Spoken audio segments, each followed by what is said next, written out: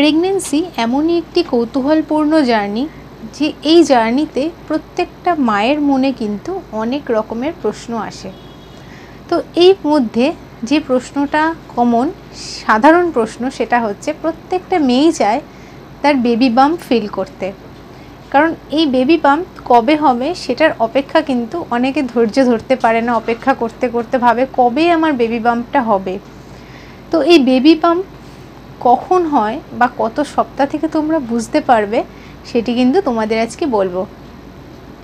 তো একটা বেবি যখন যে ভ্রূণটা যখন থাকে তখন সেটা কিন্তু যখন ফার্স্ট স্টেজে থাকে 4 সপ্তাহে, তখন কিন্তু একেবারে পোস্তর দানার মতো হয়। এরপর যখন 6 সপ্তাহ হয় তখন হয় একটি রাজমার আকার।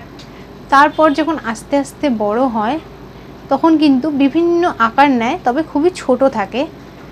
কিন্তু যখন সে 4 মাস হয় তখন কিন্তু আস্তে আস্তে সে তার একটা বেবির আকার নিতে শুরু করে।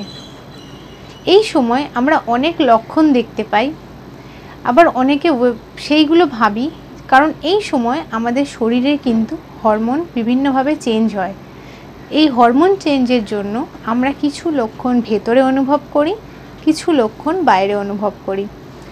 আর এই বেবি বাম্প হওয়ার পর কিন্তু বেবি কিক করে। এই কিক করাটা কিন্তু সবাই অনুভব করতে চায়। তো তোমরাই বলো যে যারা 3 সপ্তাহে রয়েছো বা 4 মাসে রয়েছো তারা ভাবছো বেবি বাম্প কেন হচ্ছে না বা কবে কিক করবে। তো সেটা কিন্তু কখনোই সম্ভব না এত ছোট থাকলে। এবার বলি, আমরা অনেকেই জানি 5 মাসে যে আল্ট্রাসোনোগ্রাফি করতে দেওয়া হয় তাতে কিন্তু বেবিকে বোঝা যায়। বেবির গঠনটা কিন্তু ওই সময় তৈরি হয়ে যায়, তবে তোমার বেবি বাম্প কিন্তু ওই সময়ও তৈরি হবে না। বেবি বাম্প তুমি বুঝতে পারবে মিনিমাম 6 থেকে 7 মাস থেকে। অনেকের কি হয় এই সময় গ্যাস হয়, বদহজম হয়। তো তাতে কি হয়, তারা ভাবে যে হয়তো এটাই তারই লক্ষণ, কিন্তু সেটা কিন্তু কখনোই সম্ভব না। 4 মাসে কখনোই একটা বেবি বাম্প বোঝা সম্ভব নয়, হয় না কখনো 4 মাসে, কারণ বেবির আকার ওই সময় খুবই ছোট থাকে। তো বেবির যে আকারটা তৈরি হয় যখন 5 মাস থেকে, তখনই কিন্তু হালকা হালকা করে বেবি বাম্প হওয়া শুরু করে।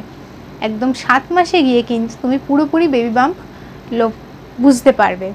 আর তোমার বেবি কিক এটা কিন্তু তুমি 7.5 মাস থেকে বা 7 মাস থেকে কিন্তু ফিল করবে। তবে বেবি কিক এটা কিন্তু অনেকে বুঝতে পারে না। কারা পারে না, হয়তো তোমার বেবি বাম্প হচ্ছে 6 মাস হয়ে গেছে, হালকা হয়েছে, কারণ ওটা অনেকের সমস্যা হয়। তোমার যদি পেটে চর্বি থাকে তাহলে কিন্তু তোমার বেবি বাম্পটা ঠিকঠাক তুমি বুঝতে পারবে না। যারা একটু রোগা হবে, পেটে চর্বি কম থাকবে, তাদের কিন্তু বেবি বাম্পটা বোঝা খুবই সহজ হবে বা খুব তাড়াতাড়ি বুঝতে পারবে সে, বা বেবি কিকটাও কিন্তু তারা বুঝতে পারবে। যাদের পেটে চর্বি আছে তারা কিন্তু বুঝতে পারবে না। এরপর বলি, একটা বেবি বাম্পে 6 মাস হওয়ার পর তোমাদের কি করণীয়। বেবি বাম্প যখন হবে তখন কিন্তু বেবির আকার কিন্তু অলরেডি তৈরি হয়ে গেছে।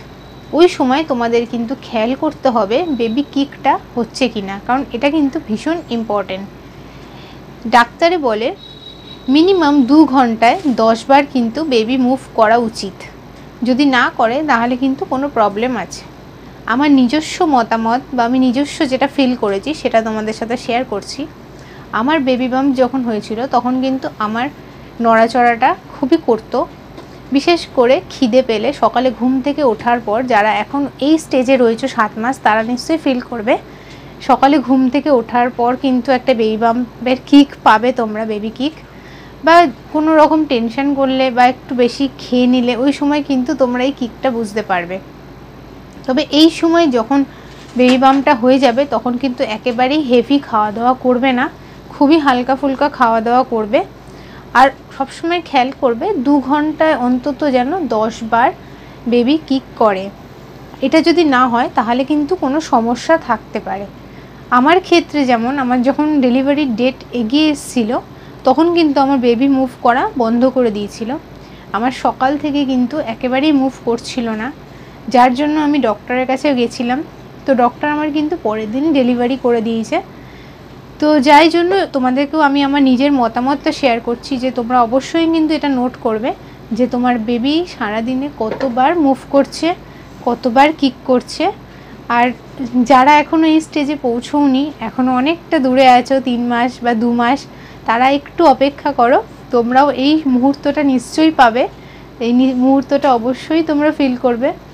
আর অবশ্যই কিন্তু তোমরা খুব সাবধানে থেকো, কারণ এই বেবি বাম্প হওয়ার পর কিন্তু হাত পা অনেকটা ভার হয়ে যায়, খুব সাবধানে চলাফেরা করা উচিত। তো ভিডিওটা যদি ভালো লাগে অবশ্যই কমেন্ট করো, লাইক করো, শেয়ার করো। আজকের মতো টাটা।